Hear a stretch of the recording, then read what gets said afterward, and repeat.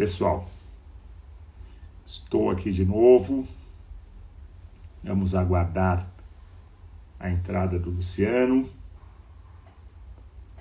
Boa, vamos lá, o povo tá entrando novamente aqui. Júnior, Isabela, Guilherme já está com a gente. Guilherme me ouve, só confirme isso enquanto a gente aguarda. Elma, sempre com a gente aí. Só peço para o pessoal dizer se me ouve. Sim, Guilherme, obrigado. Vamos aguardar um pouquinho, o Luciano deve estar tentando entrar de novo. No último caso, minha gente, eu vou conversando com ele e traduzindo aí, traduzindo, não repassando para vocês. Vamos lá.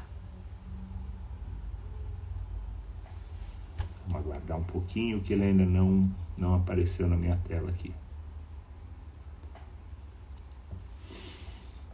Pessoal, mas então vamos estar conversando sobre desjudicialização. Vamos relembrar aqui que desde a construção do Império nós temos essa discussão lá no artigo 61 da Constituição de 24, ou seja, não estamos exatamente com uma novidade em mãos. O que temos hoje é uma resistência um pouco mais articulada e por vezes um pouco menos idealizada disso tudo, muito interesse econômico, muitas outras discussões envolvendo aqui esse tema. Vamos ver aqui. Luciano ainda não reingressou. Janete já está aí com a gente novamente. Já nós vamos colocar aqui a Janete para nos passar umas receitas de...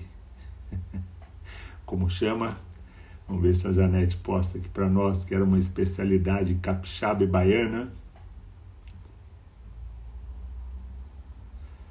Quem teve a oportunidade de visitar a Janete e o Carlos, marido, no Espírito Santo, sabe do que eu estou falando aqui. Vamos ver. Minha gente, ainda não temos o Luciano na tela. Ele talvez esteja mudando agora. O Luciano está entrando novamente. Vai pedir o ingresso. Luciano entrou, solicitou. Vamos aqui transmitir ao vivo com o Luciano. Vamos ver se agora vai dar certo. Luciano, eu já estou te vendo aqui, já foi admitida a entrada e a transmissão compartilhada. Já Olá. Estamos juntos novamente. Vamos Tudo em paz aí? Tudo bem? Será que agora foi? Eu te ouço. Vamos ver se os colegas te ouvem. Vamos aguardar uma sinalização aqui do Guilherme. Se não, Luciano, eu vou conversar com você e vou fazer uma quase tradução simultânea aqui. Não, tá ok, graças a Deus. Você está livre disso. Perfeito, perfeito. Vamos lá, meu amigo, perfeito. Bom, Luciano, mais uma vez, vou pedir para o amigo se apresentar, para o pessoal mais novo, que talvez ainda não te conheça, e seja muitíssimo bem-vindo no Fonage, mais uma vez, dando essa força para nós. Não, prazer estar aqui, Ricardo, com os magistrados, né, do Fonage.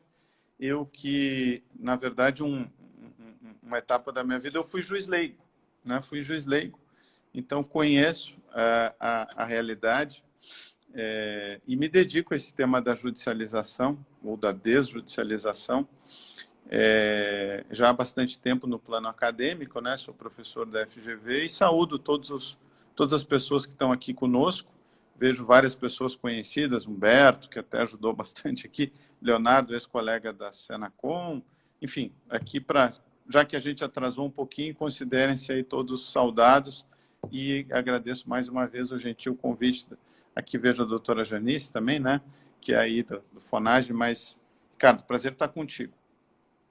Grande prazer, viu, Luciano? Nós sabemos da sua experiência, que é muito rica para todos nós. Luciano, a gente sabe que desde a Constituição do Império, artigo 61 da Constituição do Império, nós já tínhamos ali uma espécie de uma trava, né, que nos trazia essencialmente, que sem se fazer constar que se tem tentado o meio da reconciliação, não se começará processo algum. E sabemos que a ideia aqui era justamente viabilizar uma solução, ou uma solução consensual, era essa, não tínhamos outros mecanismos na época, como hoje temos aí mediação, arbitragem. Então a ideia era realmente uma solução consensual, sendo que na época o que tínhamos ali era incipiente, eram juízes de paz. Te pergunto o seguinte, como é que você vê hoje essa movimentação diante dessa sobrecarga absurda dos mecanismos do Poder Judiciário? Como é que você vê esse movimento hoje de desjudicialização? Muito bem.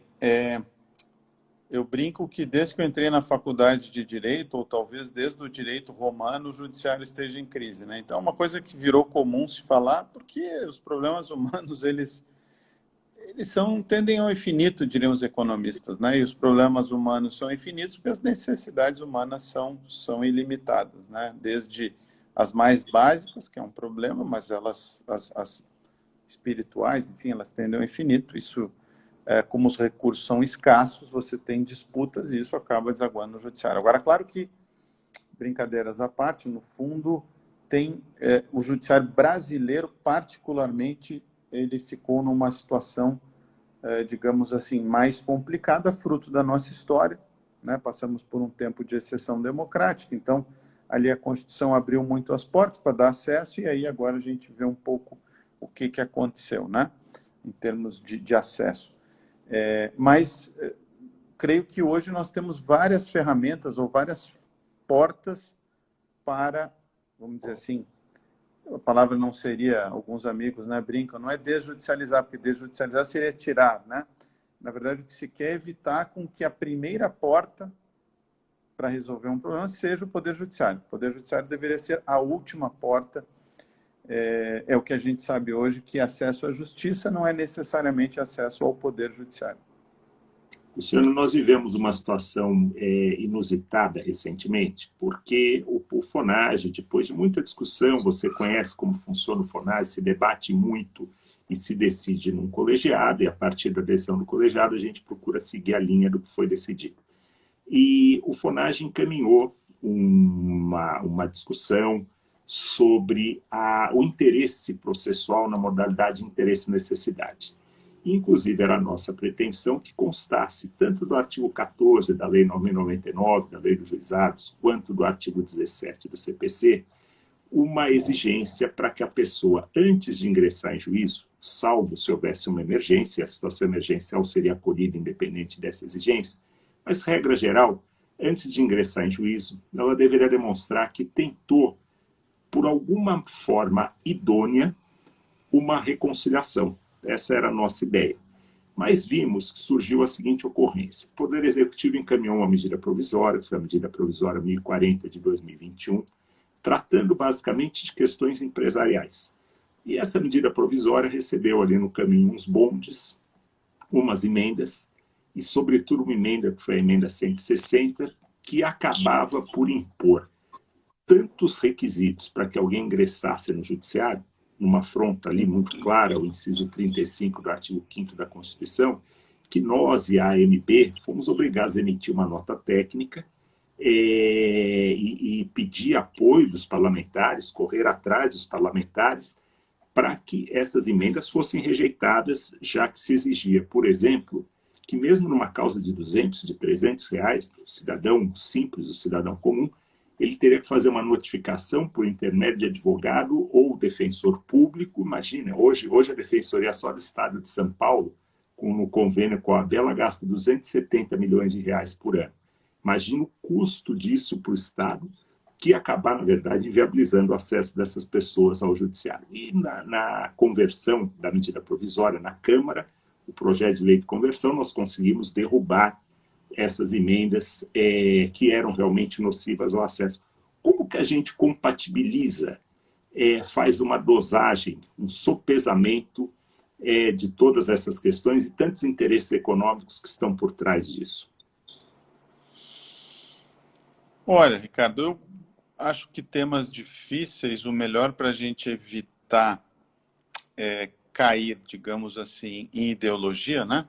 A gente tem que sempre tentar ser científico. Às vezes eu escuto, mas nem sempre as pessoas são. Não, mas como Weber já esclareceu, né, no século passado, quando viu a ascensão do nazismo, que a melhor coisa que tem é separar a academia da política, né? Então, embora isso esteja cada vez mais misturado no Brasil e em alguns países, mas é bom separar, e a gente tem que tentar evitar usar o lado do cérebro ali que faz conta, né, para tentar evitar uma coisa que é humana, enfim, só que se a gente só deixa para a política, a tendência é um embate virulento e a gente não consegue evoluir, né?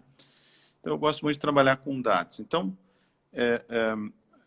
bom, o que aconteceu? Vamos aos dados, né? A gente apostou muito no acesso à justiça e acho que era um momento, final da década de 80, de fazer. Hoje já tem alguns dados e, no fundo, quem acessa o sistema público, né? Isso acontece um pouco e também é polêmico, e é bom a gente usar o sistema 2, acontece também na universidade de outro jeito. Mas a gente sabe que quem acessa a USP não necessariamente são os mais pobres, né? Ou quem acessa a Universidade Federal. Então, nós criamos um sistema público, mas quem acessa o juizado especial civil é quem tem patrimônio. A verdade é essa. Quem não tem patrimônio não acessa, porque não há o que litigar sobre direitos patrimoniais disponíveis. Eu não falo, por exemplo, de medicamento, coisas que seriam, digamos assim, direitos fundamentais e que talvez você precise realmente um tratamento diferente, né? Eu falo de direitos patrimoniais disponíveis. Aquilo que, por exemplo, poderia ir para arbitragem, para mediação, enfim.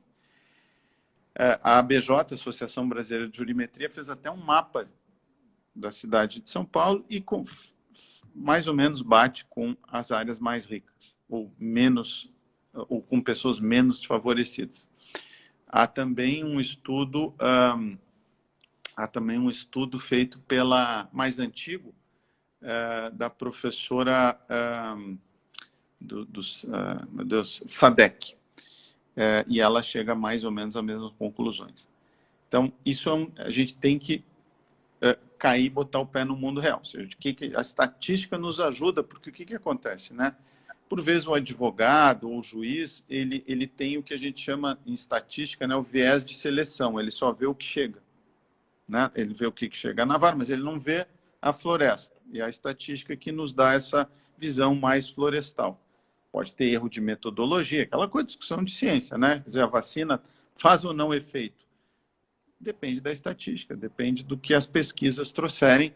E veja, Ricardo, colegas que nos assistem, os médicos hoje já aceitam a estatística, né? Não, isso aí está errado, por que não? Porque o médico do posto que está aplicando a vacina, ele não discute a estatística da vacina, mas ele também não é um especialista em estatística. Nós, no direito, queremos, eu acho que não. Então, assim, precisamos evoluir um pouco mais do ponto de vista científico no direito. Ela ainda está muito dogmática. Eu brinco, Ricardo e colegas, que se a medicina fosse direito, a gente ia ter que tomar vacina porque um autor alemão disse que é bom, né? Um autor italiano, e não porque tem pesquisa, né? Então, mas por quê? Não, porque ele falou em alemão, porque ele é professor da Universidade de Frankfurt. Mas isso não vou tomar vacina só porque a opinião do cara é essa, né? Eu quero dados. E no direito, acho que política pública também a gente pode fazer cada vez mais com dados. Então, sabe o que nos preocupa às vezes? A gente percebe, sobretudo quando se faz trabalho itinerante ou quando temos juizados localizados em áreas periféricas. Tem estudos antigos do Hélio Bicudo. Quem não se lembra, Hélio Bicudo foi um dos fundadores do PT, depois foi um dos signatários do pedido de impeachment da ex-presidente Dilma Rousseff, um homem com uma história muito interessante. E ali se falava o seguinte, que a distância até física, hoje isso, claro, os meios informatizados, ao menos para as pessoas mais esclarecidas, supra esse problema, mas para as pessoas simples ainda é muito importante chegar no balcão.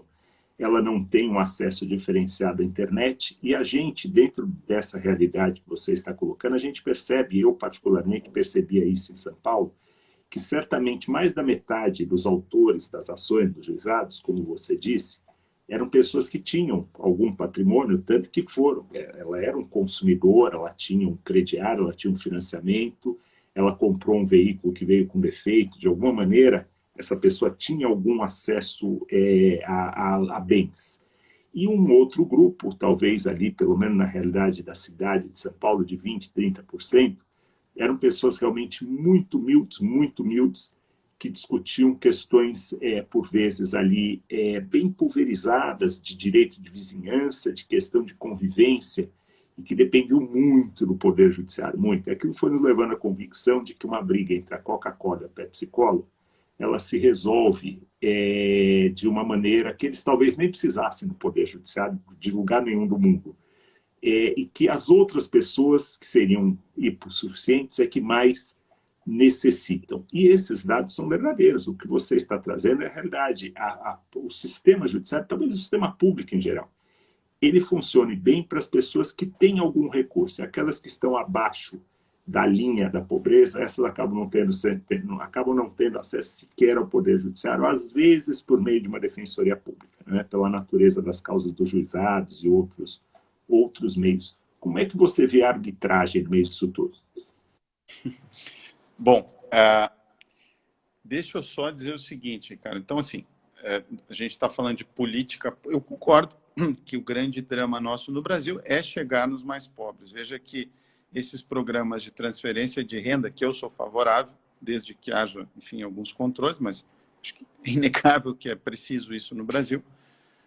Acredito mais na educação como ferramenta de transformação, mas precisa também algumas né, redistribuições de renda e programas de transferência de renda. Mas nesse recente ano passado, quer dizer, o governo resolveu ajudar pessoas durante a pandemia de informais e eram pessoas que foram chamadas entre aspas invisíveis porque não estavam no sistema, etc. Então, eu concordo que tem que ter esse olhar. Só que aí a gente tem que, então, quando a gente pensa em política pública, desenhar onde que eu quero chegar. Eu quero chegar nessas pessoas. Bom, então como é que eu faço? Então, eu vou ter que tomar aquela discussão de Law and Economics, né, de escolhas difíceis. Ou escolhas trágicas, desculpa, né? Ou seja, então será que não exigir uma etapa prévia,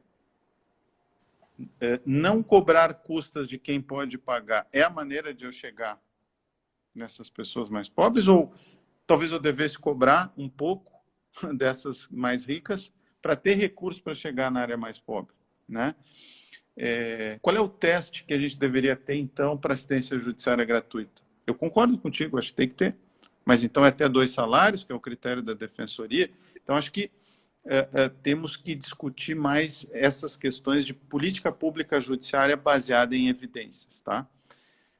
Então, nesse sentido, eu veria, te respondendo à pergunta anterior, com bons olhos você ter mecanismos que permitam aferir se há, de fato, a necessidade de usar o sistema público. Porque, se não, o que acontece? É como eu dizia num debate mais antigo, quando se discutia, por exemplo, concessão de rodovias. E aí havia um grupo e o resultado hoje a gente vê, por exemplo, São Paulo tem as melhores rodovias do país e é tudo privatizado. Rio Grande do Sul não fez, eu acompanhei os dois, está tudo caindo aos pedaços. Eu estou aqui agora, está caindo aos pedaços. E o gaúcho não queria, na média, pagar imposto. Não queria pagar, desculpa, pedágio. Só que na vida é o seguinte, alguém vai pagar. Então, se quem não paga é quem está usando, que é por meio do pedágio, paga o contribuinte. Então, quem não tem carro vai ter que pagar para o outro cara que tem carro andar, porque o tributo vai, entendeu? Então, acho que a gente precisa, de fato, discutir querer resolver os problemas. Então, o meu problema é ajudar as pessoas mais pobres. Como é que eu vou fazer isso?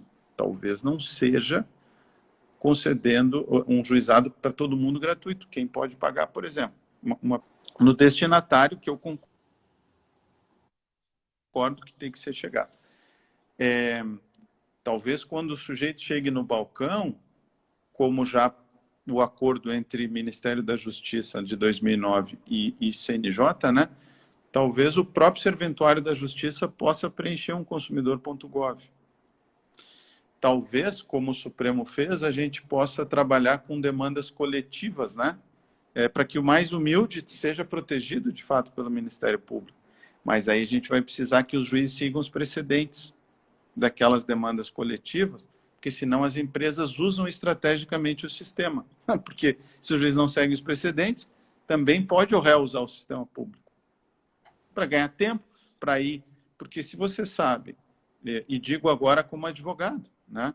Se eu sei que 50%, a pesquisa da MB, entendem que não precisam seguir precedentes, por que eu vou fazer um acordo? Ou por que eu vou testar? E vou testar ainda um sistema público, né? que é pago. Então, acho que tem várias formas de pensarmos estrutura de incentivos da litigância. Acho que tem fatores econômicos e comportamentais, e acho que a pretensão resistida...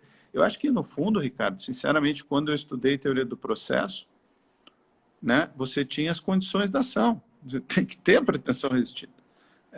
Senão você usa o sistema público. A gente não se dá conta que esse sistema público ele é subsidiado pelo contribuinte, ele custa caro. É um pouco o que a gente não percebe sobre a nossa carga tributária, que é alta, e veja o rolo que está dando agora sobre a reforma tributária. Nós não percebemos, mas nos Estados Unidos, como é que a gente percebe? Porque vem na nota fiscal, né? Quanto é que você está pagando de imposto. No Brasil tem 40% de imposto de tudo que a gente consome, e o sistema público judicial vem daí. Então, acho que a gente tem que ter, o da Mata fala, né, da rua como extensão da casa. Então, a gente trata o sistema público, que não é meu, mas as pessoas se apropriam do sistema público e usam o sistema público como privado. Então, tem um artigo importante do Chavel e Kaplow, de Harvard, né, que ele se pergunta o seguinte: o sistema público de solução de disputas é para resolver a lide individual ou é para dar à sociedade, digamos assim, um referencial de comportamento para que ele nem precise ser utilizado? É o que eu vejo nos Estados Unidos. A gente encaminhou, via a senadora Simone Tebet, um projeto de lei mais pertinente aos juizados mesmo, e que Sim. ele mantém a gratuidade, exceto litigância de má-fé, nas causas de até 20 salários mínimos, mas daí para frente, é claro, sempre se resguardando assistência judiciária para as pessoas mais humildes, mas dali para frente haveria pagamento de custas. E em relação ao vencido também, pagamento de custas, pagamento de honorários, ressalvando-se essas situações de hipossuficiência, porque a gente percebe sim um uso predatório do sistema que acaba dele excluindo quem mais precisa, porque não sobra pauta para essas pessoas serem atendidas, e talvez o problema aí tenha começado quando se admitiu execução de título extrajudicial, ou quando se admitiu no polo ativo das ações dos juizados, microempresas, empresas de pequeno porte, que aí o sistema vira uma agência de cobrança para quem talvez não precisasse disso tudo. Então, muito pertinente aí a sua colocação de que talvez estejamos, como foi dito no exemplo da estrada, fazendo com que todos paguem para que alguns apenas realmente usem ou usem com uma intensidade desnecessária. É algo que realmente a gente precisa ponderar muito a respeito. Tanto autor e réu, né? Porque o réu também pode usar o sistema público.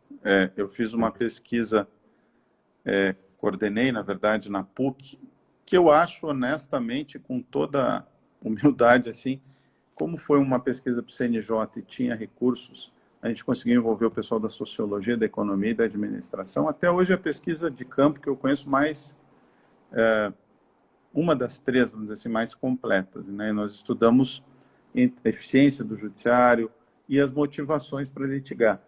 E o custo e o risco são fatores que afetam a tomada de decisão sobre litigar, de autor e réu. Então, tem pessoas que usam a justiça, não, mas para ganhar tempo, enfim. Então, isso a gente chama, em Law and Economics, seleção adversa, né? Como o juiz não sabe, o judiciário não sabe quem tem razão no início, o único jeito de saber é fazer uma instrução, tá? Só que aí você vai descobrir 3 anos depois quem tem razão. E aí, na seleção adversa, você acaba selecionando quem não tem razão. Por quê? Porque se o sistema é lento, ele pode estar atraindo justamente mais e mais pessoas sem razão. É um dos dilemas que eu digo do nosso direito tributário. Por que não litigar no Brasil? Se você litiga, por exemplo, administrativamente no direito tributário, ele suspende o crédito, então não tem custo. Aí depois, se você vai para a justiça, das execuções fiscais, só 15% dão resultado. 15% dão resultado. Mas olha o custo disso. Aí as pessoas se surpreendem no Brasil que tem 1 trilhão lá parado nas varas de execução fiscal. Então a gente precisa, eu acho, botar o pé no chão, acho que fazer... Olha, na Idade Média a medicina era igual ao direito. Os caras furavam as pessoas e achavam que sangrando dava resultado. Então, no direito ainda está assim, né? No meu consultório, é como se a medicina fosse assim. Hoje um médico ia dizer, não, no meu consultório eu apliquei e funcionou. Ah, não, no meu não. Não, os caras fazem pesquisa. Então, a gente ainda não conseguiu dar esse salto do ponto de vista na psicologia. Hoje está tudo... Deixa eu fechar a frase, né? Que às vezes eu me empolgo com o tempo. A psicologia usa muito estatística. Você quer saber, por exemplo, onde as pessoas são mais felizes. Você vai ter que fazer pesquisa. A gente tem uma resistência no direito com a economia, achando que economia é matemática. Não, economia é ciência social. Ela só usa a estatística para nos ajudar a tomar decisões difíceis, né? Que os recursos são escassos. Então, como é que nós vamos alocar o orçamento do judiciário? Em que nós vamos gastar? Porque o recurso é escasso. O limite é o contribuinte, ou no fundo, o limite é a capacidade do país de gerar riqueza para a gente fazer as políticas públicas. E o mais incrível, quem pesquisa hoje essa discussão né, dessa polarização, então, no fundo, a maioria das pessoas quer a mesma coisa. Um liberal também quer que os mais pobres sejam atingidos do ponto de vista de destino de políticas públicas, né? Agora, as discussões são como é que nós chegamos lá, como é que mais eficientemente nós chegamos no mais pobres. Eu apostaria mais em demandas coletivas, porque o mais pobre não vai, talvez, ter recursos, né? E aí o Ministério Público vai fazer um trabalho, pode movimentar associações, como é nos Estados Unidos, que vão litigar em ações coletivas. Então, creio que temos que, na magistratura e na faculdade de Direito, enfim, começar a pensar mais na floresta e menos no caso, assim, porque os casos eles vão se repetindo e aí as pessoas vão usando o judiciário. O Coase, que ganhou um Nobel de Economia, diz que o judiciário fornece estrutura de incentivo, gera efeitos de segunda ordem. E, no fundo, no mundo real, os americanos descobriram isso, que você sabe, como juiz, no século passado, com o realismo jurídico. O que mais importa é a decisão. Não é o que está escrito na lei. Porque se a decisão disser outra coisa, isso é tornado público e as pessoas começam a se comportar de acordo, como o Kelsen diria, né, com a norma individual e concreta. É o que importa para as pessoas decidirem. Então, se o judiciário começa a decidir contraditoriamente, as pessoas tomam decisões estratégicas em razão disso. E aí o judiciário passa a ser um drive-thru. Todo mundo tem um problema, vai lá resolver. Como se o judiciário tivesse à disposição de todo mundo.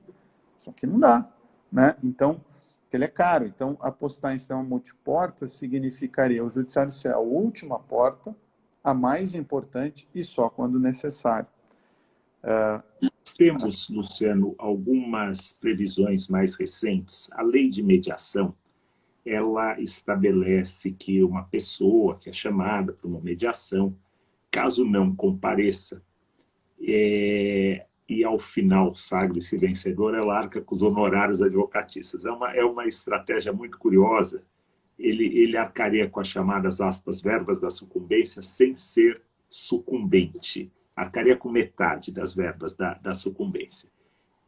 Agora nós temos, na novidade aí do Código de Defesa do Consumidor, o artigo o 104A e outras alíneas, uma discussão, no caso de superendividamento, daquele credor que não comparece ou que não aceita determinadas circunstâncias, ele vai para o final da fila. E tudo nos parece uma tentativa de estimular as pessoas a comparecer às audiências. No sistema dos juizados há muito tempo, a gente tem que, em não comparecendo o autor, o processo é extinto e o autor paga as custas, que não seriam devidas em outras circunstâncias. Em não comparecendo o réu, presumem-se verdadeiros os fatos alegados pelo autor. O CPC foi bem mais tímido em relação a isso, também traz algumas sanções, mas é uma multa, de certa forma, irrisória, e aquilo que você disse há pouco, é uma multa que às vezes vale a pena para o réu, para adiar a solução do litígio, pelo seu montante baixo, e aquilo vai rolando, rolando, rolando, ele com investimento econômico, em 2, 3 meses, ele recupera aquela multa e não paga para o seu devedor. Você percebe nessas medidas uma certa estratégia tentando consolidar a cultura da conciliação? Sim, acho que o vetor está correto. Acho que o projeto de lei, que eu participei bastante, dei muita força no passado, e tenho certeza que a secretária atual, a doutora Juliana, também deu, para que a lei avançasse, mas nesse aspecto de composição, o projeto é mais antigo e não captura tudo que aconteceu 10 anos depois, mas é aquela coisa de estratégia parlamentar. Se você mexe, a coisa vai para o fim da fila e aí que não se vota nada. Então, acho que foi o que é possível. Tá? Eu acho que o Judiciário vai ter que fazer alguma atualização nessa parte. Mas acho que o vetor é correto, mas eu sou de uma tese, Ricardo, que eu trabalho muito com tomada de decisão estratégica. Né? Para mim, litígio é uma tomada de decisão estratégica com viés comportamentais, não é 100% racional. Tá? Então, tem viés comportamentais. Se a gente esperar mudar a cultura, a gente vai demorar 100 anos. Então, veja, na Justiça do Trabalho, diminuiu o número de processos, mas não mudou a cultura. É que tem um risco ali. E agora o sujeito sabe que se pedir tudo, ele vai pagar uma sucumbência. E não se tem evidências científicas de que os direitos trabalhistas, simplesmente, as pessoas não têm mais acesso. Acho que não há evidências que suportem isso. O que a gente tem hoje é evidência de menos processos, mais acordos. Me parece que o acordo ele vai ser fruto de duas coisas, tá? Precedentes, e eu estou num grupo de trabalho do CNJ sobre precedentes, e tem que doer no bolso. Então, assim, ou é sucumbência, ou é custas. Uma proposta que eu propus lá, uma proposta que eu levei para o grupo, lá, uma sucumbência aumentada quando eu advogo contra precedente, mas aí precisa ter precedente, né? Claro, enfim.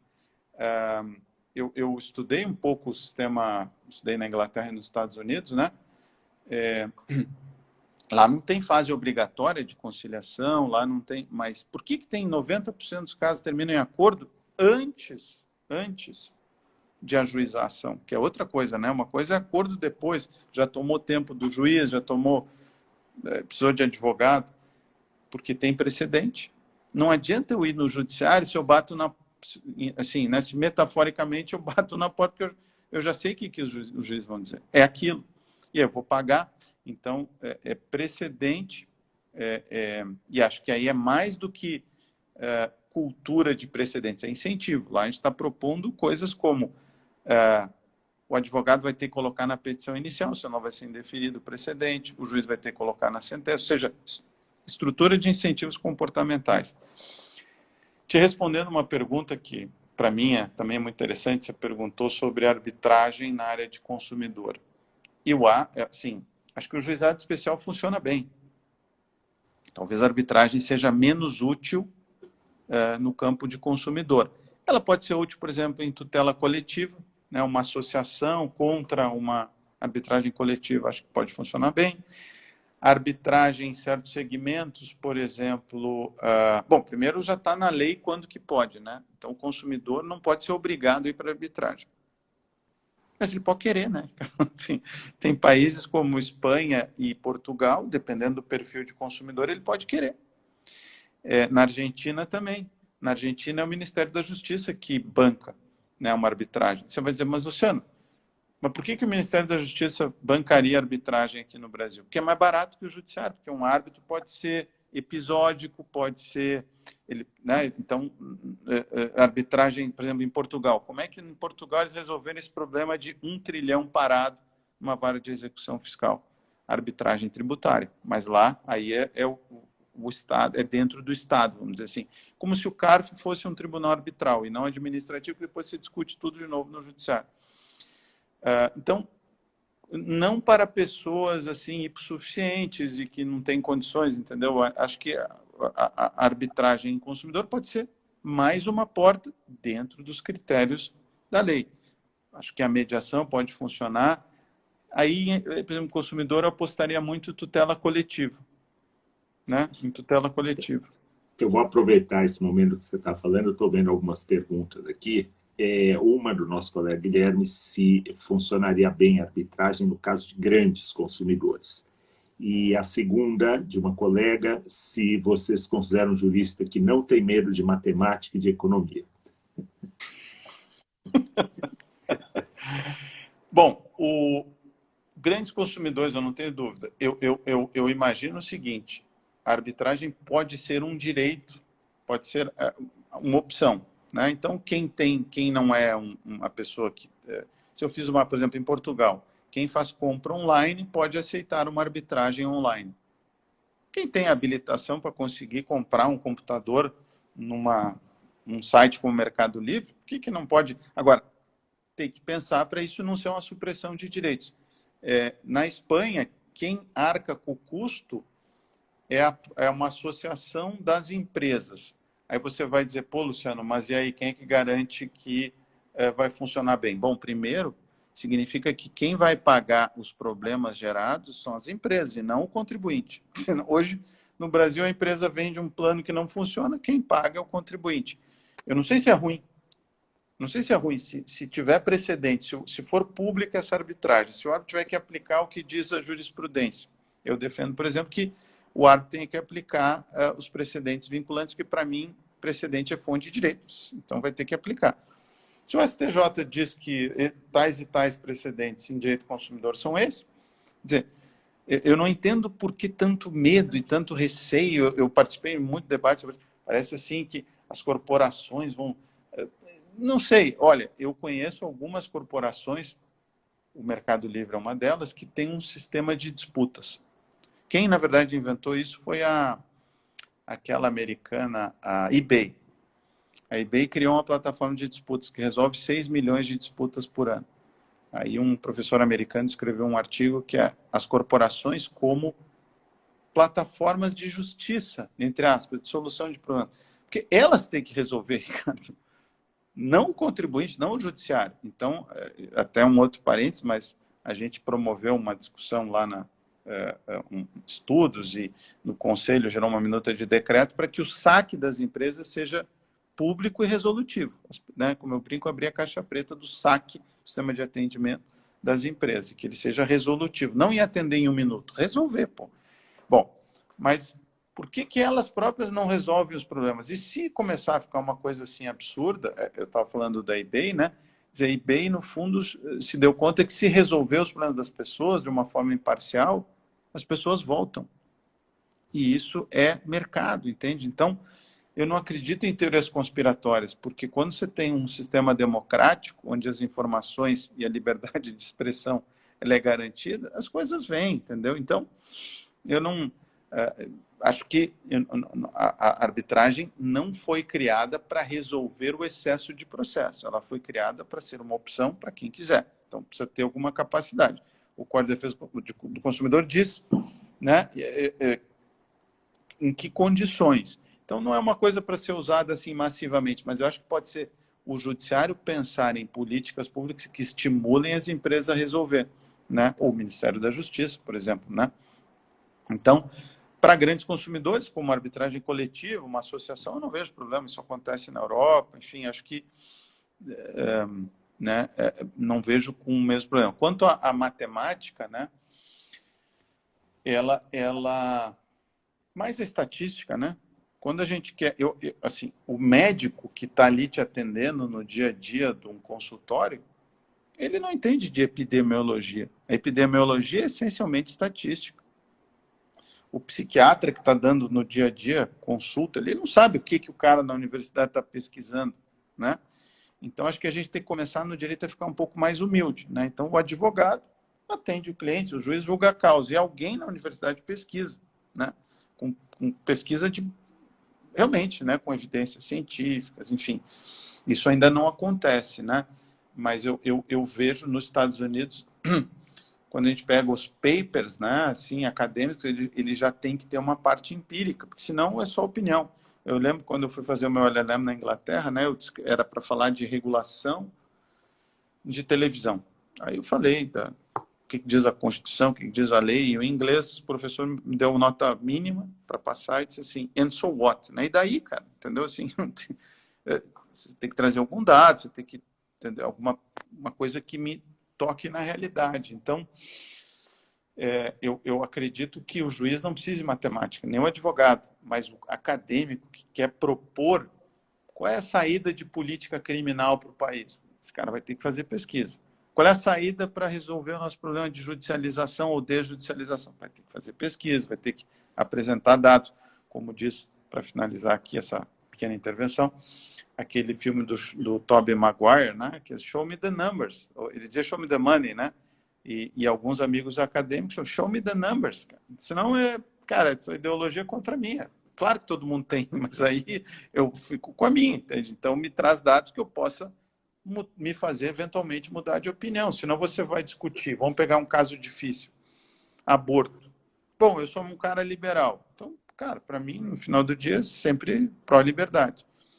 O outro é conservador. O outro vai dizer, não, eu sou totalmente contra, porque eu sou religioso, certo? Mas sou contra. Como é que nós saímos desses dilemas morais complexos que se refletem depois no judiciário? Eu acho que o único jeito é a gente começar a pesquisar evidência científica. Porque aí não há o que fazer, né?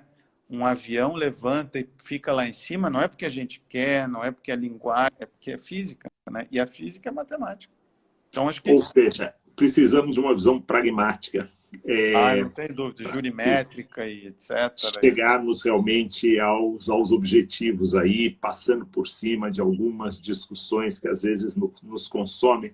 Eu fico pensando, quando a gente lê, e você falou aqui do CARF, de tribunais administrativos, quando a gente lê sobre a Revolução Francesa, eles teriam mantido juízes que eram convenientes na época, porque eram eficientes em relação às causas entre particulares, serviam bem às pretensões do Estado, mas em relação ao Estado, as demandas contra o Estado, eles criaram, a partir da Revolução Francesa, os tribunais administrativos, que é o que a gente chama até hoje de sistema francês, o sistema belga. E, paralelamente a isso, na Inglaterra, você teve a oportunidade de lá estudar, quando a gente vai acompanhando a evolução do porquê que se tem ali um sistema de common law, a gente percebe o grau de confiança da magistratura inglesa. Eu lia recentemente um artigo do professor Marcato das pre-actions e as consequências, como você falou, do litígio irresponsável. A pessoa, ela não vai ser excluída, ela não vai ser obrigada a fazer uma conciliação, mas o litígio lhe trará consequências. A gente volta aí ao consequencialismo que temos até no estatuto, na verdade, no Código de Ética da Magistratura. Vamos pensar, né, no posterior. O que vai acontecer depois, doutor? Você mencionou dos milhões e milhões de execuções fiscais que somam R$ 1 trilhão,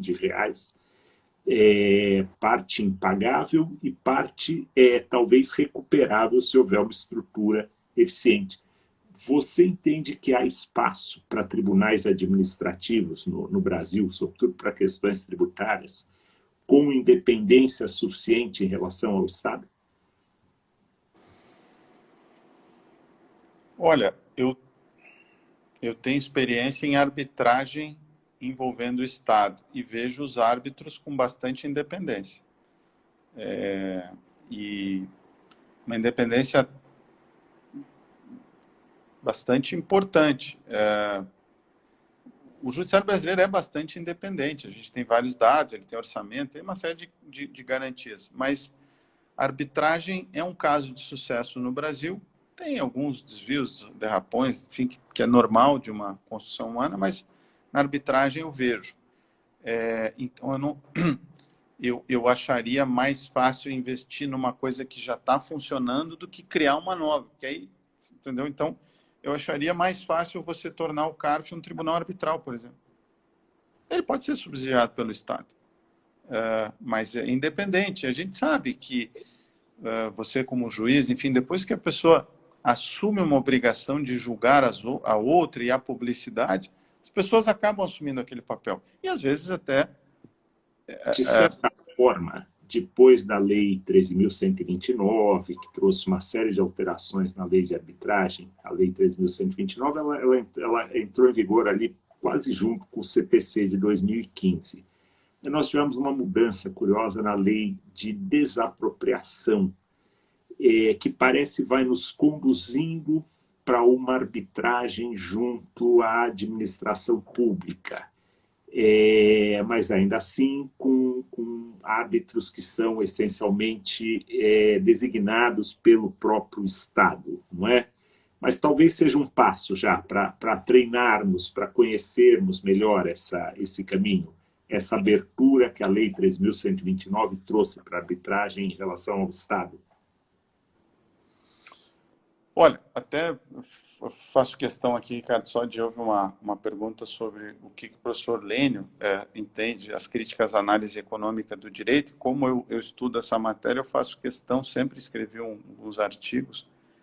Eu acho que, assim, quando a gente quer estudar uma área, é uma área, entende? É como se eu quisesse comentar a hermenêutica jurídica, não é minha área. E ele não entende nada de análise econômica do direito. Então, acho que ele deve seguir lá o caminho, mas eu simplesmente ignoraria porque não é do ramo, entende? É como... Se me permita, mas o professor Lênio, ele tem, claro, suas qualidades e, como todos nós, muitos defeitos, mas ele recentemente fez um evento sobre grandes juristas e ele colocou realmente todos os nomes da história, daquilo que aprendemos nas cadeiras acadêmicas desde 1600, e ele incluiu o dele junto com... Então, é um personagem realmente curioso, traz um debate interessante, mas às vezes você falou bem, às vezes ele entra em campos que a gente percebe talvez não sejam da sua especialidade, né? Então, assim, a melhor coisa a pessoa quer estudar, estuda os próprios autores. Eu até escrevi uns artigos na coluna do Jota. Para quem tem interesse, né, comece com os autores, depois os críticos, senão a leitura já fica enviesada e muitas vezes o crítico não entende o suficiente, né? É melhor o crítico, se ele não gosta de uma coisa, também não estuda. Eu não gosto de estatística, não estuda hermenêutica, estuda né, literatura. Eu não vou comentar literatura, direito e literatura, eu não vou dar palpite, não é minha área, né? Mas, Ricardo, desculpa, é só para a gente não deixar passar essa, porque senão, às vezes, as pessoas podem ser induzidas em erro por pessoas que não são do ramo. Mas sobre o professor em si, eu não tenho nada a comentar, foi meu colega na Unicinos, e, enfim, respeito a pessoa, etc. Ricardo, voltando à tua pergunta, por favor, assim, eu não sei se temos tempo, porque eu sei que temos sim, temos mais alguns minutos aqui. Tá. Então, você perguntava, só me retoma aqui a minha linha de raciocínio. Essa questão das mudanças da Lei 3.129, que permite uma abertura maior da arbitragem em relação à administração pública. Sim. E uma disposição da Lei de Desapropriações mais recente, que também traz um caminho para esse lado. Se você vê aí já um laboratório, para a gente poder experimentar esses dados. Sem dúvida, a arbitragem no setor público, eu já tive 2 casos como árbitro, como advogado, já tem dados, ela tem que ser pública, então a gente já consegue ver. O STJ entende que é possível, então ela é útil porque para o investidor estrangeiro a perspectiva de tempo em contratos muito longos é relevante. Então, eu resolver uma disputa em 1 ano é muito diferente do que em 7. Então, já tem sim esse laboratório em contratos da administração pública, né? Concessão, a gente vê por vezes assim, não vou falar de política, mas é inequivocamente que o Ministério da Infraestrutura atual teve muito sucesso no programa de concessões. Você conseguir fazer concessões, privatizar, aeroportos em plena pandemia, perdendo todos eles 70% dos passageiros, é mérito. Uma das coisas, tem um decreto que permite o uso da arbitragem lá. Então, você está tendo segurança jurídica. Então, o fator tempo é relevante. Eu tive um aluno que tem um projeto de lei sobre arbitragem tributária. Um aluno meu defendeu recentemente uma dissertação nessa linha, pequenos aperfeiçoamentos. O PL, no projeto de lei, vai numa linha boa. eu acho que tem áreas, são áreas em que sensíveis, em que a jurisprudência vai ter que ser vinculante, porque quando o Supremo decide um tema tributário, é direito posto. E aí eu acho que o judiciário vai começando a ser aquele, vai fixando os precedentes e as pessoas vão resolvendo seus problemas, negocialmente, com acordos. E aí a gente vai ter o juiz naquilo que eu acho mais importante, porque o juiz para a sociedade ele é caro. Então é melhor ele nos casos mais difíceis, nesse caso, para onde é que nós vamos? Bom, decidiu assim. Ou, como diz o ministro Barroso, né? Ele, como ministro supremo, ele teria a prerrogativa de errar por último. Mas depois que errou por último, vamos conviver um pouco com isso. Mas o juiz vai ficar em casos relevantes, porque se você precisar de um juiz que estudou 5 anos numa faculdade, mais X anos para passar num concurso, mais toda a experiência, sei lá, um investimento de 10 anos, para cancelar uma linha telefônica, como sociedade, a gente, claro, tem essas pessoas mais humildes, enfim, mas aí tutela coletiva, enforcement, eu acho que poderia até, no limite, ser litigância de má-fé, você, digamos, não cumprir precedentes a partir do momento que os tem, assim como a litigância de má-fé, advogar contra a literal disposição de lei. Então, o juiz, a juíza, né, passa a ser, digamos assim, porque senão a gente cai no seguinte, né, Ricardo? O princípio do juiz natural, na verdade, é o princípio do assessor natural, porque tanto processo, e eu digo até como cidadão, como advogado, eu muitas vezes eu brinco, eu prefiro o juiz do que o assessor. Então, assim, com todo respeito aos assessores, né, eu acho que eles estão lá para dar mas a que custo, né? Então, se eu tenho um caso complexo, eu quero a atenção do cara que vai julgar. Inclusive nos tribunais superiores, né, Luciano? É isso Porque que eu esse falo. número de recursos do Supremo, por exemplo, a gente sabe que seria humanamente impossível, por mais que a pessoa lesse processo 24 horas por dia, 7 dias por semana, não produziria aquele volume. Não, possível. É impossível. E a gente tem uma preocupação do lado da magistratura com os precedentes, e não é de descumprimento, a tendência é sempre cumprirmos, isso garante harmonia, segurança jurídica, enfim, a proposta do 926 do CPC, ela é bem interessante. Agora, nós percebemos, por vezes, que os próprios tribunais superiores e os tribunais regionais, nos seus IRDRs, eles estão aprendendo a manejar o instrumento dos precedentes vinculantes. Houve até uma discussão resolvida pelo enunciado 11 da Infam, do que é o precedente vinculante, o que é a jurisprudência que vincula, que o 927 ele é muito vago, não é? E esse enunciado 11 nos traz aí uma linha mais ou menos objetiva a respeito do tema, e a gente percebe ainda essa dificuldade no manejo. Quando a gente pega as questões concretas, se tem procurado, se não fazer exatamente o distinguish, que às vezes não cabe, mas sim se realizar ali, de fato, uma colocação de modulação. Por vezes, causa tanta surpresa um precedente. Nós temos hoje aí os stat sizes verticais, vindo dos tribunais superiores para os tribunais regionais. Tribunais regionais, por vezes, já têm os seus stat sizes horizontais, que eram seguidas pelas suas câmaras e os advogados, as partes, confiando nos precedentes horizontais, e ingressam com as suas ações. Essa ação em curso, por vezes você tem ações aí de 400, 500 milhões de reais, o Estado brasileiro movimenta recursos muito grandes, e essa pessoa que confiou num precedente de um tribunal regional, ela se vê diante de um precedente novo, vertical em sentido diverso, e aí só de honorários advocatícios você vai para casa de 40 milhões de reais. Então, estamos realmente lapidando esses precedentes. Às vezes percebemos certa irritação de tribunais superiores, achando que eles estão sendo descumpridos, e muitas vezes não estão. Eles são citados, eles são seguidos, inclusive, por aqueles magistrados, mas o caso concreto não admite a aplicação do precedente, e a gente pensa, bom, se é possível, num pós-positivismo, juntarmos o direito à ética, mesmo o direito escrito, o direito convalidado pelo Congresso Nacional de um país, por que não juntarmos o direito à ética em relação a um precedente, desde que devidamente fundamentada a decisão? É complexo isso. Para o magistrado, diante do caso concreto, é complexo, embora sempre a tendência deva ser, por segurança jurídica, seguir o precedente, né? Olha, isso é tão complexo e eu não tinha a menor ideia. e por isso que eu sou um pragmático e empirista, vamos dizer assim, né?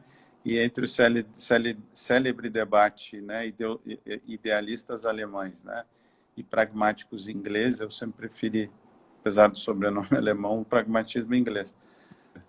Porque resolve, né, não fica em conceitualismo. Então, eu não tinha a menor ideia, mas até a redação dos precedentes, ela precisa ser melhorada. E agora, eu estou nesse grupo de trabalho, são 11 subgrupos. Um deles é técnica, porque você tem que redigir o precedente como redige uma lei. Então, o pessoal está fazendo agora convênio com o pessoal da assessoria jurídica parlamentar para poder aprender a redigir, porque não é como se julga qualquer acórdão que resolve um caso. Entende? Você está fazendo uma, entre aspas, uma lei. É uma coisa que os ingleses fazem há muitos anos. E aí eles têm, de fato, um treinamento analítico de como é que... E lá não é o acórdão todo, né, que é o precedente, não é a ementa, aí às vezes a ementa atrapalha, entendeu? Então, quem faz ementa não é quem julgou. Então, tem uma série de aí, depois tem um outro ponto que eu achei que você ia trazer, que há uma resistência dos próprios tribunais superiores a fazerem o precedente. Aí fica lá parado. Eu acompanhei agora um caso em que sistematicamente o ministro acha que não está maduro o suficiente. Pô, mas enquanto não está maduro o suficiente, ficam os processos, ou parado, ou enfim... E muitos suspensos, muitos processos, milhares de processos suspensos, às vezes, enquanto se aguarda a formulação do precedente. O negócio foi... Muito bom saber a existência dos grupos aí, trabalhando até com redação.